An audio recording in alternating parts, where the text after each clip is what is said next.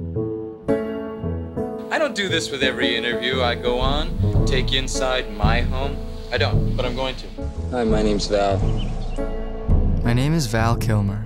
I'm an actor. I've lived a magical life, and I've captured quite a bit of it. I met Val over 10 years ago, and he asked me to help him with this mountain of tapes that he had been gathering his whole life. I have thousands of hours of videotapes and film reels that I've shot throughout my life and career. I've kept everything, and it's been sitting in boxes for years.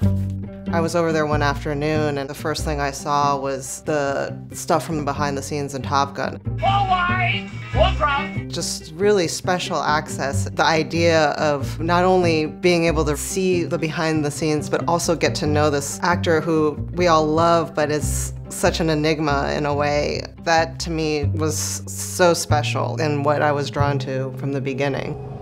I was recently diagnosed with throat cancer. I'm still recovering, and it is difficult to talk and to be understood.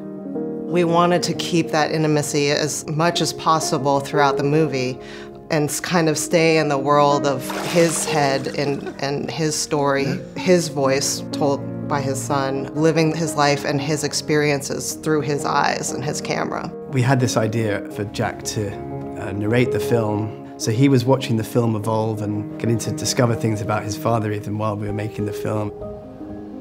Very early on, we were quite certain about approaching the storytelling in a subjective, first-person way.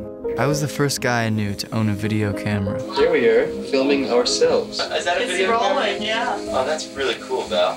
Not many people would be able to sustain a first-person story, but he's one of the few who not only can, has the material too, so it was an amazing combination of this incredible life and then him having captured it and being ready to tell the story.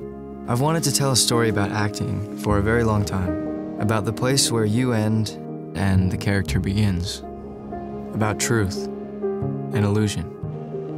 We recognized that we had a very special opportunity just by the nature of the wealth of the footage that he captured over the years to tell his story from his perspective. And there's an intimacy to that you don't see a lot of in documentary, because I don't know how many people have captured their lives as diligently as Val has. We really wanted to play with what is art and what is life and what is real and what is not throughout the film. What are the words that heal a broken heart? That's the ball and chain around my memory tonight. Does that thing record your voice too? Mm-hmm. The stuff that I started gravitating towards was his personal life and his family. What a wonderful father he is, and the things that we all can relate to. I'm from Arizona. My mother passed on.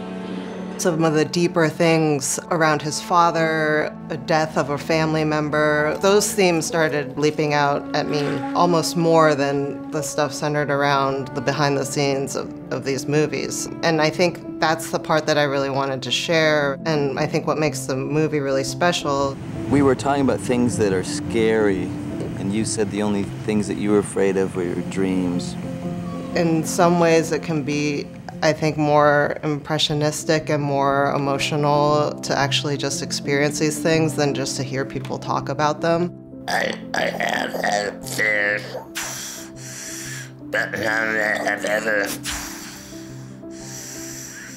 been overwhelming about my life. I don't believe in that. And my whole life I've tried to see the world as one piece of life. For 9 months, simultaneously on 3 different machines, we were turning these tapes from analog into digital.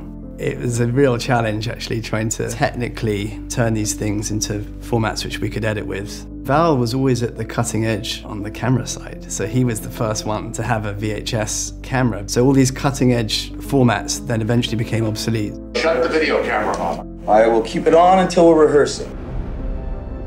Accessing some of these tapes was a process in itself. We've gathered as many of these old machines as we could. We were eBaying obsolete decks. Half the time they arrived broken, or they only worked for like a few hours. At one point we had to get medical grade VHS machines because some of the Top Gun tapes had really bad tracking issues, and only these medical grade could play them back without them skipping. It was like a scavenger hunt to try and find all the different equipment needed. Whoa. But also so satisfying once you get it all in there because it's so beautiful. The different textures of all these formats made such a beautiful tapestry for the film. And even when blown up big, like I was stunned at how beautifully they all held up. I speak cow. I've lived in the illusion, almost as much as I've lived outside of it. It's one of the things they buy for all that money. They actually buy your life. I think meeting any celebrity, you expect there to be a certain level of guardedness out of self-preservation. But Val doesn't have any of that. Like, he meets you and he's with you right away. There's no facade, there's no guardedness, and he's incredibly open, incredibly generous. And for me, I was just kind of taken aback by how loving he is, you know, and how generous he is with that love. I always wanted this film to be like a film version of Val, because Val is such a hard person to explain. You couldn't do it entirely in a book or by studying his movies or watching interviews. Almost like a film like this could be the only way that could really make sense of him and capture all these different angles of him that complete the man he is, and that's kind of what we sort of set out to do.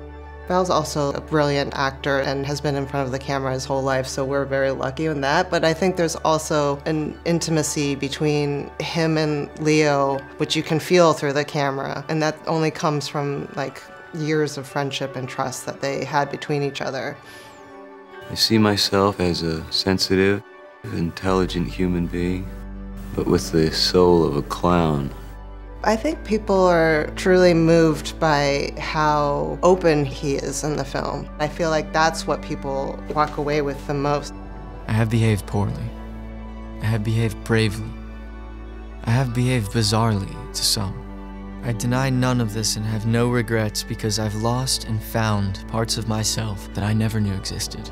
I just hope that audiences can understand what a remarkable man Val is and get a glimpse into his mind and his life. He's such a creative, spiritual, hilarious energy, and he has an amazing story to share. Do what you love to do so well that someone will pay your wages for it. Don't let go of your illusions, though. When they are gone, you may still exist, but you have ceased to live.